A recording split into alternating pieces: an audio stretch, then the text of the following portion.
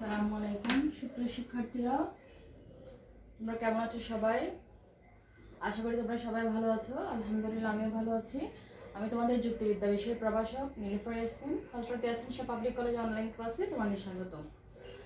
আজকে তোমাদেরকে আমি যুক্তিবিদ্যা প্রথম পত্রের সপ্তম অধ্যায় অর্থাৎ আরোহণ অনুমান ও আরোহণ অনুমানের ভিত্তি আজকে প্রথম ক্লাস নিয়ে তোমাদের সামনে আমি হাজির হয়েছি। অনেকদিন পর আমরা ষষ্ঠ অধ্যায় নিয়ে অনেকটা ক্লাস আমরা পড়েছি, অনেকগুলো ক্লাস। তো আজকে আমরা সপ্তম অধ্যায় নিয়ে আজকে আমাদের শুরু। তো দেখো, আজকে আমরা আরোহণ অনুমান কি এবং এটার যে ভিত্তি, আরোহণ অনুমানের ভিত্তিটা নিয়ে এই অধ্যায়ের আলোচনাগুলো। তো আজকে আমরা দেখো শুরু করা যাক। প্রথমে আমরা দেখতে পাচ্ছি আরোহণ অনুমানের সংজ্ঞা বা আরোহণ অনুমান কোত্থেকে এসছে শব্দটি, আরোহণ অনুমানের যে আরোহের যে ইংরেজি প্রতিশব্দ, এগুলো নিয়ে আজ আমি কিছুটা কাছে এগিয়ে রেখেছি। তো তোমরা লক্ষ্য করো, আমরা জানি আরোহের ইংরেজি শব্দ কি? ইন্ডাকশন। যেটা ল্যাটিন শব্দ। আমরা জানি যুক্তিবিদ্যার অনেকগুলো ভাষা আসলে যেহেতু গ্রিক থেকে দার্শনিক, বেশিরভাগ দার্শনিকই কিন্তু গ্রিকের ছিলেন প্রথম দিকে, সেজন্য দেখা যায় বেশিরভাগ ইংরেজি প্রতিশব্দগুলো আসলে শব্দগুলো ল্যাটিন শব্দ থেকে এসছে। তো এটাও বরাবরের মতো ল্যাটিন শব্দ অ্যাপাগম থেকে উদ্ভূত, যেটা ইন্ডাকশন, যেটাকে আমরা ইংরেজিতে বলে থাকি। এটা আসলে আরোহের একটা ধর্ম। এটা হচ্ছে কি, আরোহটা কি আসলে, এই শব্দটি আসলে প্রথমে গ্রিক দার্শনিক, গ্রিক মহান দার্শনিক এরিস্টটলই সর্বপ্রথম কিন্তু এই শব্দটা নিয়ে উনি বলেছিলেন এই শব্দটার ব্যাপারে। তো ওনার মতে আমরা যদি বিশেষ থেকে যে বিশেষ দৃষ্টান্তের সাহায্যে যখন আমরা সার্বিক কোনো যুক্তিবাক্য প্রতিষ্ঠা করি, তখনই সেটাকে আমরা কি বলি? আরোহ বলি। অর্থাৎ বিশেষ বিশেষ দৃষ্টান্ত থেকে যখন আমরা সার্বিকে যাই, অথবা নির্দিষ্ট কোনো বিষয় থেকে যখন আমরা অনির্দিষ্ট বলতে আমি বোঝাতে চাচ্ছি এখানে, অর্থাৎ যেটা আমাদের জানা না, জানা বিষয় না, অর্থাৎ জ্ঞাত বিষয় থেকে, জানা বিষয় থেকে যখন আমরা অজ্ঞাত কোনো বিষয়ে পৌঁছাই বা অজ্ঞাত কোনো সিদ্ধান্তে পৌঁছাই, বা নিরীক্ষিত, এখানে অনেকগুলো আছে, কথাগুলো সব কিন্তু একই। নিরীক্ষিত বলতে অর্থাৎ আমি যেই জিনিসটা আমি দেখতে পাচ্ছি, কোনো উদ্দেশ্য নিয়ে যখন কোনো একটা বিষয় প্রত্যক্ষণ করি, তখনই তো আমরা নিরীক্ষণ বলি। বা তখন নিরীক্ষিত, অর্থাৎ আমার যে নিরীক্ষণযোগ্য বিষয় থেকে যখন আমরা অনিরীক্ষিতে, অর্থাৎ আমি যে জিনিসটা আমি দেখি নাই বা আমার অজানা, সেই বিষয়ে যাওয়ার প্রক্রিয়াটাকে আসলে কি বলা হয়? আরোহ বলা হয়। এখানে একটু উদাহরণ দিয়েছি আমি। যেমন ধরো, সক্রেটিস হয় মরণশীল, প্লেটো হয় মরণশীল, এরিস্টটল হয় মরণশীল, সুতরাং সকল মানুষ হয় মরণশীল। আসলে এটা তোমরা দেখো, এখানে এটা মনে রাখার অনেকে আমরা বলি এটা কিভাবে মনে রাখবো ম্যাম? বিশেষ থেকে সার্বিকে তোমরা জানো, আমরা জানো আরোহ মানে আমরা কি বলি সাধারণত? আরোহণ করা। আমরা যদি পর্বত আরোহণ ধরি, তাই না? আমরা যদি নিচে ভূমি থেকে যখন আমরা উত্তর উপরের দিকে উঠি না, এটা কি ঊর্ধ্বমুখী না? অর্থাৎ আমি যদি বিশেষটাকে যদি আমি ভূমি ধরি, তাহলে ভূপৃষ্ঠ উপরেরটাকে আমি ধরে ধরে পাহাড় ধরলাম, তাহলে এটা কি সার্বিক, অর্থাৎ ক্ষুদ্র থেকে। আমি যদি বলি এমনি সোজা বোঝার জন্য যদি বলি, ক্ষুদ্র বিষয় থেকে, ছোট ছোট বিষয় থেকে যখন আমরা একটা বড় বিষয় সম্পর্কে বা সার্বিক একটা বিষয় সম্পর্কে আমরা ধারণা পাই, সেটাকে আমরা কি বলি? কি যেন? আরোহ বলি। অর্থাৎ বিশেষ থেকে সার্বিকে যাওয়ার বা নির্দিষ্ট থেকে অনির্দিষ্টে বা নিরীক্ষিত থেকে অনিরীক্ষিতে যাওয়ার প্রক্রিয়াকে কি বলা হয়? আরোহ বলা হয়। ঠিক আছে?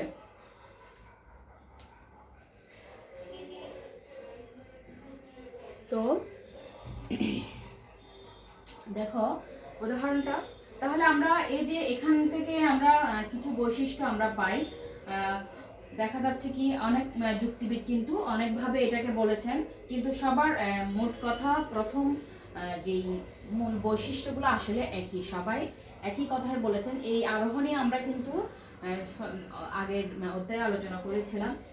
মিল বলেছেন আসলে এটা হচ্ছে কি, মনের সেই প্রক্রিয়া যার সাহায্যে আমরা অনুমান করি যে যাকে আমরা বিশেষ বিশেষ ক্ষেত্রে সত্য বলে জানি, তা সব ক্ষেত্রে, অর্থাৎ বিশেষ বিশেষ ক্ষেত্রে যেটাকে আমরা সত্য বলে গ্রহণ করি, সেটা সব ক্ষেত্রেই সত্য বলে আমরা গ্রহণ করতে পারি। এটা হচ্ছে মিলের মত।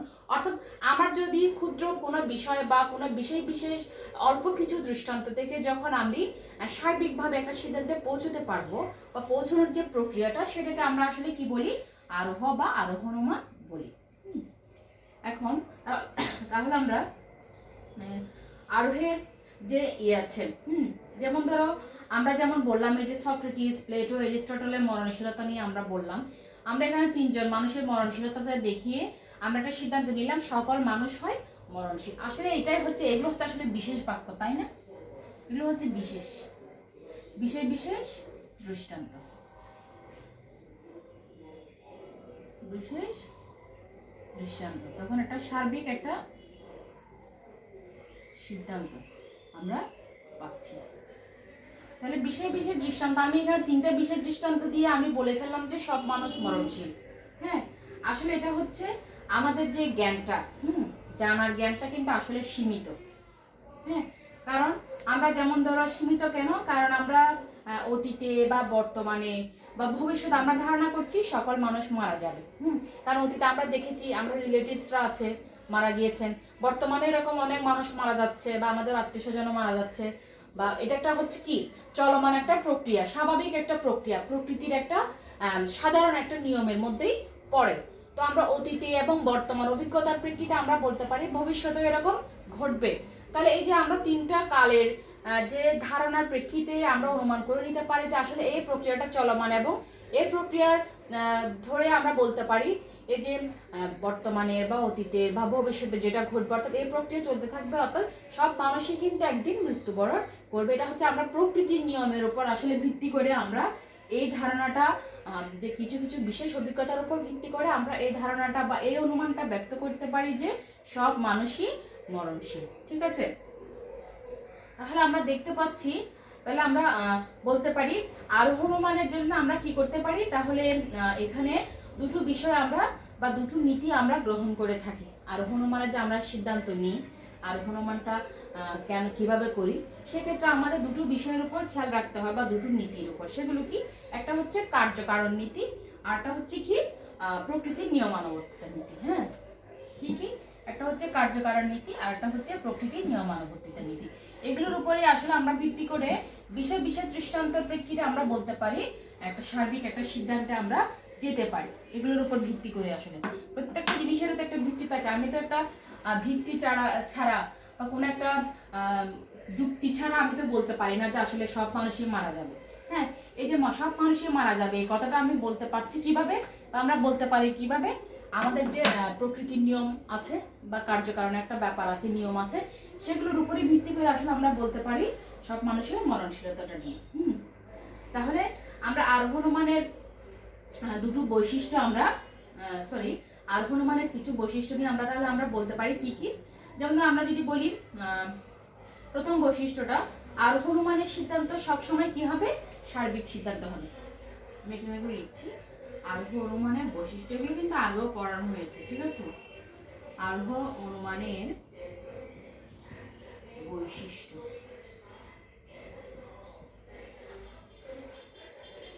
হ্যাঁ, আমি যদি 1 নম্বর বৈশিষ্ট্য যদি বলি, আরোহ অনুমানের সিদ্ধান্ত সবসময় কি হবে?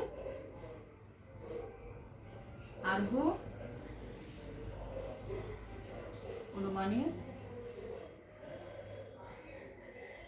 সিদ্ধান্ত সবসময় কি হবে? সার্বিক যুক্তি বাক্য। সিদ্ধান্ত সর্বদা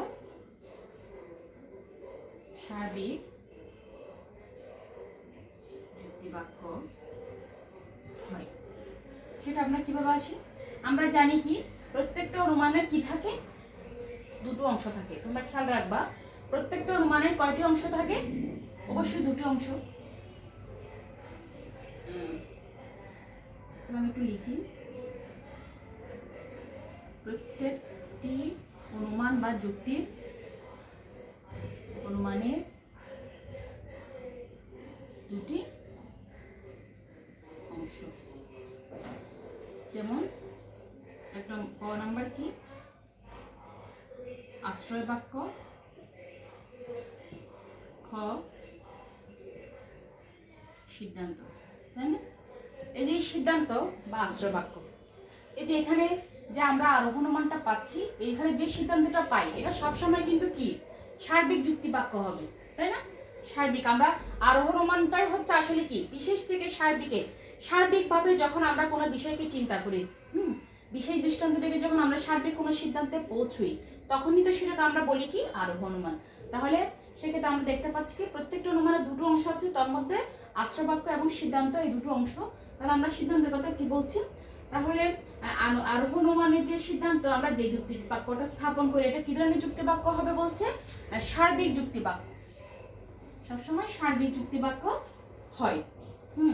কারণ বিশেষ যুক্তি বাক্যে কোন শ্রেণীর অংশ বিশেষ সম্পর্কে আসলে স্বীকার বা অস্বীকার করা। আমরা জানি বিশেষ যুক্তি বাক্য কাকে বলে? যে যুক্তি বাক্যে কোনো বিশেষ বিষয় সম্পর্কে বা কোনো শ্রেণী সম্পর্কে বা কোনো শ্রেণীবাচক পদ সম্পর্কে আসলে কি করা হয়, কিছু অংশকে কোন একটা বিশেষ শ্রেণীর কিছু অংশকে আসলে স্বীকৃতি বা অস্বীকৃতি জ্ঞাপন করা হয়, এই জন্য এটাকে বিশেষ বাক্য বলা হয়। কিন্তু সার্বিক যুক্তি বাক্যে সেটা কি কোন শ্রেণীর সম্পূর্ণ তথ্য বা সম্পূর্ণ বিষয়টাকে আসলে কি করা হয়, স্বীকার করা হয় অথবা অস্বীকার করা। স্বীকার করলে সেটা সদর্থক হবে, অস্বীকার করলে তখন সেটাকে হবে সার্বিক নর্থক। অর্থাৎ বিশেষের ক্ষেত্রে কোন শ্রেণীর আংশিক বিষয়কে আমরা স্বীকার করছি বা অস্বীকার করছি, আর সার্বিকের ক্ষেত্রে সেটা কি হয়, কোন শ্রেণীর সম্পূর্ণ বিষয়টাকে সম্পূর্ণ তথ্যকে আমরা কি করছি, স্বীকৃতি দিচ্ছি বা অস্বীকৃতি দিচ্ছি। হ্যাঁ, তাহলে আমি যে একটু উদাহরণ দিলাম, এখানে যে আমি লিখলাম, আমি একটু উদাহরণ বলি। সকল মানুষ হয় মরণশীল, এই যে বাক্যটা, এটা একটা সার্বিক যুক্তি বাক্য, তাই না? আমরা ধরে কি সকল, অর্থাৎ মানুষ শ্রেণীর সব মানুষকে কিন্তু এখানে অন্তর্ভুক্ত করা হচ্ছে। স্বীকার করছে কিভাবে বুঝবো? হয়, অর্থাৎ মরণশীলতাটা শ্রেণীর মধ্যে সব মানুষও কিন্তু ইনক্লুড আছে, এখানে অন্তর্ভুক্ত আছে, অর্থাৎ মরণশীল শ্রেণীর মধ্যে সব মানুষ অন্তর্ভুক্ত, এটা বোঝানো হচ্ছে। অর্থাৎ মানুষ, এখানে মানুষ শ্রেণীর সমস্ত মানুষকে, পৃথিবীতে যদি 700 কোটি মানুষ থাকে, এখানে সব মানুষকে কিন্তু বলা হচ্ছে, অর্থাৎ সকল মানুষ। এই জন্য এটা কি বাক্য? সার্বিক যুক্তি বাক্য। তাহলে আমরা যদি বলি যে সব মানুষ মরণশীল, তাহলে আমরা এখানে নতুন একটা তথ্য বা জ্ঞান আমরা পাচ্ছি, সেটা কি? এটা একটা কি সার্বিক বাক্য। এই জন্য বলা হয় আরোহণ মানে আমরা যে সিদ্ধান্তটা গ্রহণ করি সেটাকে আমরা কি বলবো, এটা সবসময় কি হবে, সার্বিক যুক্তি বাক্য হবে। এরপর আসো 2 নম্বর পয়েন্টটা, অর্থাৎ আরোহণ মানে সিদ্ধান্ত সংশ্লেষ যুক্তি বাক্য হয়। আরোহ অনুমানে সিদ্ধান্ত সংশ্লেষক যুক্তি বাক্য হয়। আমরা কিন্তু তৃতীয় অধ্যায়ে পড়েছিলাম সংশ্লেষের যুক্তি বাক্য, বিশ্লেষের যুক্তি বাক্য, এগুলো নিয়ে আমরা পড়েছিলাম। সংশ্লেষের যুক্তি বাক্যটা আসলে কি, বা বিশ্লেষের যুক্তি বাক্য বা আসলে কি? এখানে আমাদের বলা হচ্ছে আরোহণ মানে যে আমরা সিদ্ধান্তটা সার্বিক পাচ্ছি, তো এই সার্বিক বাক্যটা হচ্ছে এক ধরনের কি সংশ্লেষক বাক্য। কেন সেটা এখন সংশ্লেষকটা জানতে, সংশ্লেষক বাক্যটা তাহলে আসলে কি, বা বিশ্লেষক বাক্যটা আসলে কি? এখন যদি আমি বলি যে বিশ্লেষক বাক্য কাকে বলবো, আসলে যে বাক্যে উদ্দেশ্য সম্পর্কে বিধেয় কোনো নতুন তথ্য দেয় না। আমরা জানি উদ্দেশ্য সম্পর্কে বিধেয় যখন কোনো নতুন তথ্য দেয় না, তখনই সেটাকে আমরা কি বলি, বিশ্লেষক বাক্য। যেমন আমি যদি বলি মানুষ হয় জীব, মানুষ হয় জীব, এই কথাটির মধ্যে আসলে জীবপত্রটি মানুষ সম্পর্কে কোনো তথ্য দেয় না এখানে, তাই না? জীবপত্র, আমি যদি বলি যে বিশ্লেষক বাক্য, এখানে একটা পয়েন্ট আসে, ওদেরকে আরেকটু তাহলে এগুলো রিমাইন্ড করার জন্য আসলে বলা হচ্ছে। আমি যদি বিশ্লেষক বাক্যটা লিখি, বিশ্লেষক বাক্যে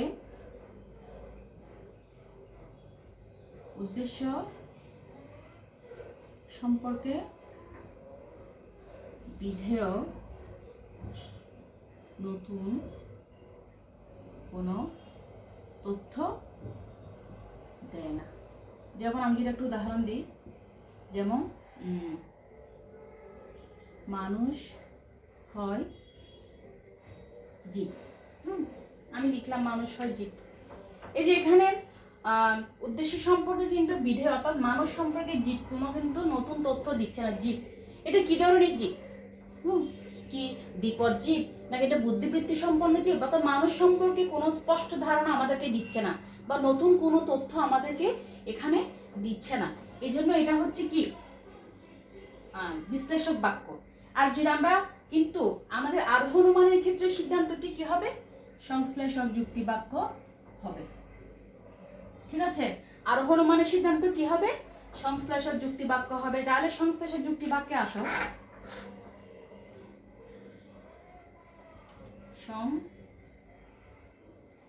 সংশ্লেষক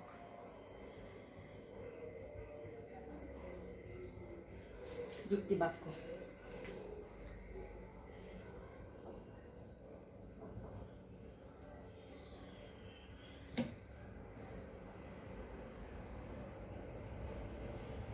সংশ্লেষক যুক্তি বাক্যে কি হয়? সংশ্লেষক যুক্তি বাক্যে আসলে উদ্দেশ্য সম্পর্কে বিধেয় কি? সংশ্লেষক যুক্তি বাক্যে উদ্দেশ্য সম্পর্কে বিধেয় নতুন তথ্য দেয়। সেটা কি? আমি যদি উদাহরণ দিই,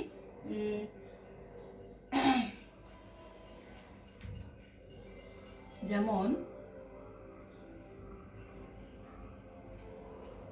মিনা হয়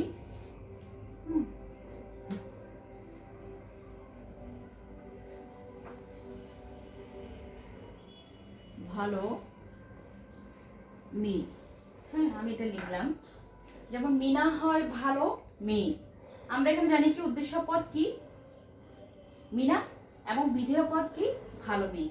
তাহলে এখানে বিধেয় পদ ভালো মেয়েটা আসলে উদ্দেশ্য পদ মিনাকে কি করছে? মিনা সম্পর্কে একটা নতুন তথ্য আমরা পাচ্ছি, অর্থাৎ মিনা সম্পর্কে একটা নতুন তথ্য আমরা পাচ্ছি। এখানে মেয়েটা কিরকম? মিনা একটা মেয়ে। হ্যাঁ, আমি যদি লিখতাম যে মিনা হয় মেয়ে, যদি এটুকু লিখি, তাহলে এটা কিন্তু নতুন কোনো আমরা তথ্য পাচ্ছি না। এখানে আমি যদি বলি যে ভালো মেয়ে, তাহলে মিনা সম্পর্কে উদ্দেশ্য পদ মিনা সম্পর্কে বিধেয় পদ ভালো মেয়ে, একটা নতুন আমরা তথ্য পাচ্ছি ভালো মেয়ে কথাটা বলার পরে। হ্যাঁ, অর্থাৎ আমরা তাহলে বলতে পারি কি, যে যুক্তি বাক্যে হ্যাঁ উদ্দেশ্য পদ সম্পর্কে বিধেয় পদ নতুন তথ্য দেয়, তখন সেটাকে আমরা কি বলি? সংশ্লেষক যুক্তি বাক্য বলি। তাহলে আমরা কি পাচ্ছি? দ্বিতীয় বৈশিষ্ট্যে, অর্থাৎ আরোহণ অনুমানের সিদ্ধান্ত কি হবে? সংশ্লেষক যুক্তি বাক্য হবে, এবং সেটা কি ধরনের? সার্বিক সংশ্লেষক যুক্তি বাক্য হবে। সংশ্লেষক যুক্তি বাক্য মানে কি? আমাদের এই ক্ষেত্রে আরোহণ অনুমানে যে আমরা সিদ্ধান্তটি পাবো, সেই সিদ্ধান্তটি যে আশ্রয় বাক্য উদ্দেশ্য সম্পর্কে নতুন আমাদেরকে তথ্য দিবে, এবং সেটা আমাদের যে পুরো বিষয়টি যে অনুমানটা আমরা করছি, হ্যাঁ, সে অনুমানের যে উদ্দেশ্যপদ থাকবে, সেই অনুমান উদ্দেশ্যপদকে আসলে উদ্দেশ্যপদ সম্পর্কে নতুন একটা ধারণা আমরা পাবো। অর্থাৎ জানা বিষয় থেকে অজানায় যাওয়ার যে প্রক্রিয়াটা, সেটাই হচ্ছে অজানায় যাওয়ার প্রক্রিয়াটা, তো নতুন তথ্য পাওয়াটা। সেটাই হচ্ছে কি আরোহণ অনুমানের আরেকটা বৈশিষ্ট্য, অর্থাৎ সংশ্লেষক যুক্তি বাক্য আমরা বলতে পারি। তাহলে আরেকটা বলা হচ্ছে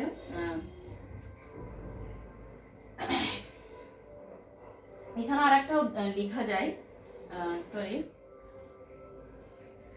আরেকটা যদি আমরা উদাহরণ দিই, আরোহণ অনুমানের যে বিশ্লেষক বাক্য, এটা কেন সংশ্লেষক যুক্তি বাক্য হবে? যেমন আমি যদি একটা উদাহরণ দিই, সকল মানুষ হয় মরণশীল। আমি লিখছি 2 নম্বর পয়েন্টের কথা ধরে যদি আমি লিখি, সকল মানুষ হয় মরণশীল।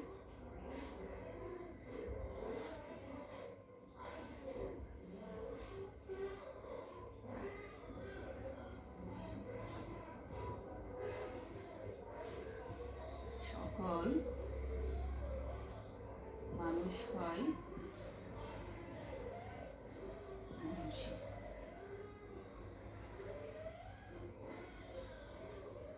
সকল মানুষ হয় মরণশীল। এর যে একটা আমি উদাহরণ দিলাম, এটা একটা কি ধরনের বাক্য? সংশ্লেষক বাক্য। কেন? কারণ এই যুক্তি বাক্যের বিধেয় পদ কি? মরণশীল। উদ্দেশ্য পদ মানুষ সম্পর্কে আমাদেরকে নতুন তথ্য দিচ্ছে। কিরকম নতুন তথ্য? কারণ এখানে আমরা জানি মরণশীলতাটা আসলে উদ্দেশ্যপদ মরণশীল যে মানুষ, যে বুদ্ধিবৃত্তি এবং জীববৃত্তি সম্পন্ন একটা মানুষ, তার সম্পর্কে একটা নতুন তথ্য আমাদের দিয়ে দিচ্ছে। কিরকম? মানুষ পদে আসলে যথার্থ কি? বুদ্ধিবৃত্তি এবং জীববৃত্তি ছাড়া আরো একটা নতুন বৈশিষ্ট্য সম্পর্কে আমরা জানতে পারি। আমরা জানি কি মানুষ পদের যথার্থ কি? মানুষ পদের যথার্থ বুদ্ধিবৃত্তি ও জীববৃত্তি। এখানে এই দুটি বৈশিষ্ট্য ছাড়াও নতুন একটা বৈশিষ্ট্য আমাদেরকে এই বাক্যে আমরা পাচ্ছি, সেটা কি? মরণশীল, তাই না? তাহলে মরণশীলটা পাচ্ছি বলেই এখানে মানুষ সম্পর্কে আরেকটা তথ্য আমরা পাচ্ছি এই সিদ্ধান্ত, এই একটা বাক্যে। হ্যাঁ, এটা যদি আমরা সিদ্ধান্ত হিসেবে আমরা নিচ্ছি তো সকল মানুষ হয় মরণশীল, এটা একটা হচ্ছে কি আরোহণমান বা আরোহণমানের যদি আমি একটা সিদ্ধান্ত হিসেবে গ্রহণ করি, এক্ষেত্রে আমরা পাচ্ছি কি? এক্ষেত্রে বুদ্ধিবৃত্তি এবং জীববৃত্তি এই দুটো গুণ ছাড়াও মানুষের আরেকটা গুণ আছে কি? তার মরণশীলতাটা। আমরা মানুষ সম্পর্কে একটা নতুন তথ্য পাচ্ছি। আচ্ছা, ঠিক আছে। এরপর আরেকটা বৈশিষ্ট্য আছে আরোহণমান বাস্তব ঘটনা নিরীক্ষণ নির্ভর। অর্থাৎ আমি এগুলো পয়েন্টগুলো লিখছি না, এগুলো বইয়ে আছে, তারপর আমি একটু লিখি। আরোহণমান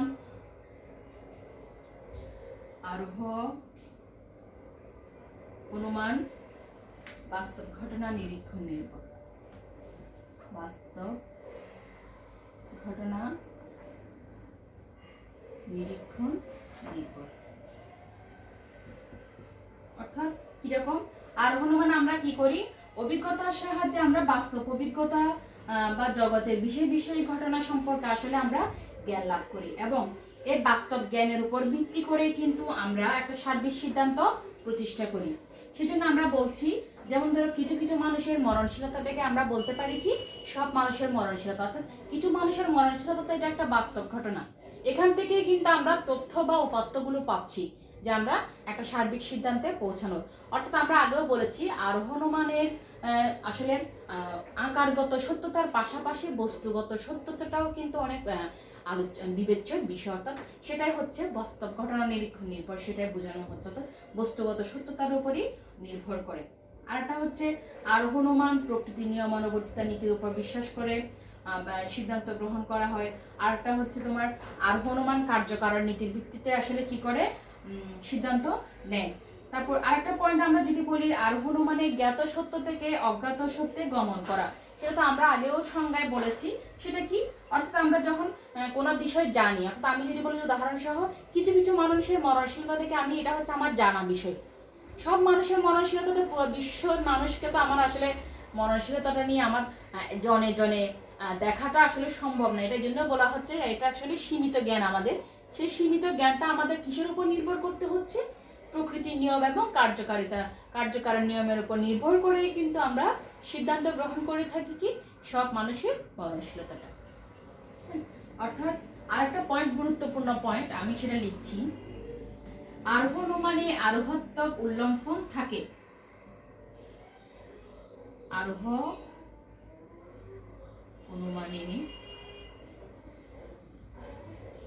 আরোহাত্মক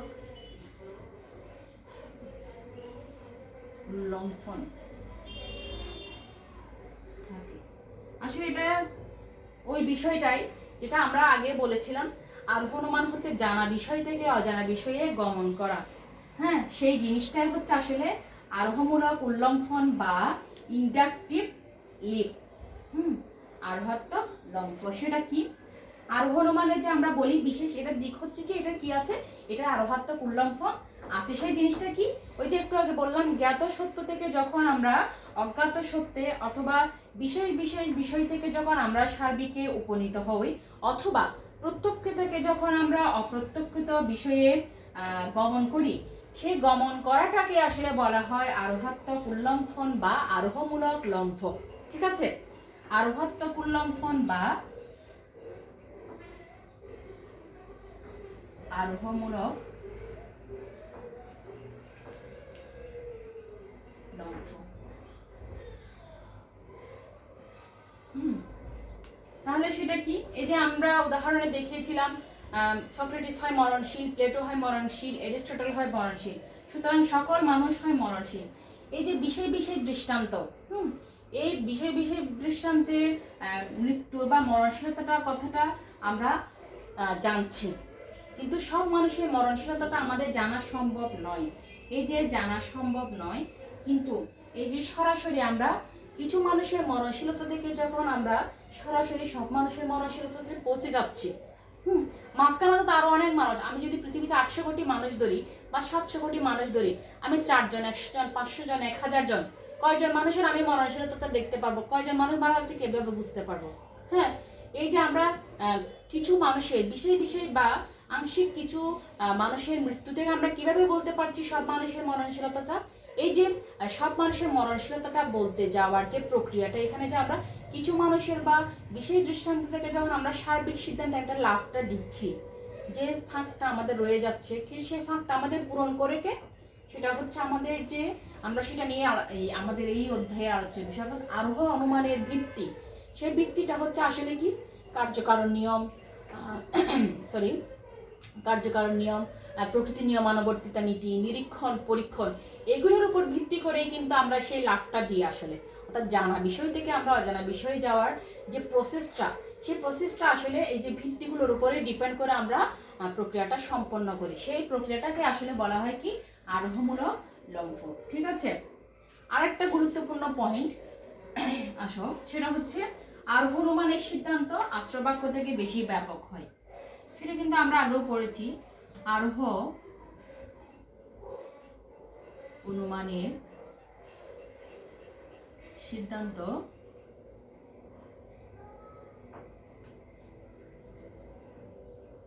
আশ্রবাক্য থেকে ব্যাপক হয়। ব্যাপক হওয়াটা স্বাভাবিক, তাই না? কারণ আমরা জানি এটা হচ্ছে আমাদের আশ্রবাক্যগুলো থাকে আসলে বিশেষ। বিশেষ হওয়া মানে হচ্ছে কি? আসলে এগুলো কম ব্যাপক। হ্যাঁ, কম ব্যাপক। আংশিক অংশ যখন আমরা স্বীকৃতি দিচ্ছি বা অস্বীকৃতি জ্ঞাপন করছি, সেটা তো অবশ্যই কম ব্যাপক হবে। হ্যাঁ, 100 জন মানুষের সমান নিশ্চয়ই একজন মানুষ হবেন না। তাহলে আমরা 4 জন মানুষের বা 100 জন মানুষের মরণশীলতাটা তো আসলে আমরা 700 কোটি মানুষের মরণশীলতাটার চেয়ে আসলে বৃহৎ হতে পারে না। সেই জন্য আমরা বলি সিদ্ধান্তটা সবসময় কি হয়? ব্যাপক হয়, আর আশ্রবাক্যগুলো কম ব্যাপক হয়।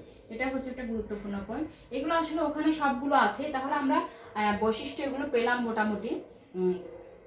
তাহলে আমরা বলতে পারি কি, এই যে আজকে আমরা আরোহ অনুমান এবং আরোহ অনুমানের যে বৈশিষ্ট্যগুলো আমরা মোটামুটি আমরা জেনেছি আজকে।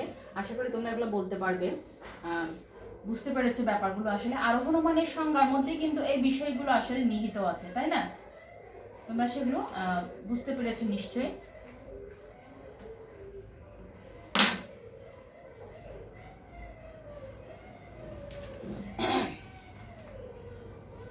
তাহলে আমরা মোটামুটি আজকে পাঠে আমরা কি কি জানতে পারলাম? আমরা বলতে পারি আরোহ অনুমানের সংজ্ঞা, উদাহরণ সহ সংজ্ঞা আমরা জেনেছি। আরোহ অনুমানের বৈশিষ্ট্য নিয়ে আমরা আলোচনা করেছি আজকে। আশা করি তোমরা এগুলো আসলে পুরনো ক্লাস, পুরনো কথা আবার বলা এই অধ্যায়ে, যেহেতু আমরা অধ্যায়টা শুরু করতে যাচ্ছি, নতুন একটা অধ্যায়, তাহলে শুরুতে এটা সম্পর্কে আমাদের একটু পরিচিতিটা আমাদের দেওয়া উচিত। এই জন্য আবার কথাগুলো আবার রিভাইজ করা হলো। আশা করি তোমরা বুঝতে পেরেছো বিষয়টা। আরেকটু যখন আমরা বারবার একটা বিষয় পড়ছি, নিশ্চয় আমাদের আরও বেশি ক্লিয়ার হয়ে যাচ্ছে ব্যাপারগুলো। তো আশা করি তোমাদের ভালো লেগেছে বা তোমরা উপকৃত হবে এই বিষয়টা থেকে, এই পাঠ থেকে। আজকের মতো তাহলে আমি আর বাড়াচ্ছি না, তোমাদের কাছ থেকে বিদায় নিচ্ছি। তোমরা সবাই ভালো থাকবে, নিরাপদে থাকবে সে আশা ব্যক্ত করে আল্লাহ হাফেজ। সবাইকে ধন্যবাদ। আসসালামু আলাইকুম।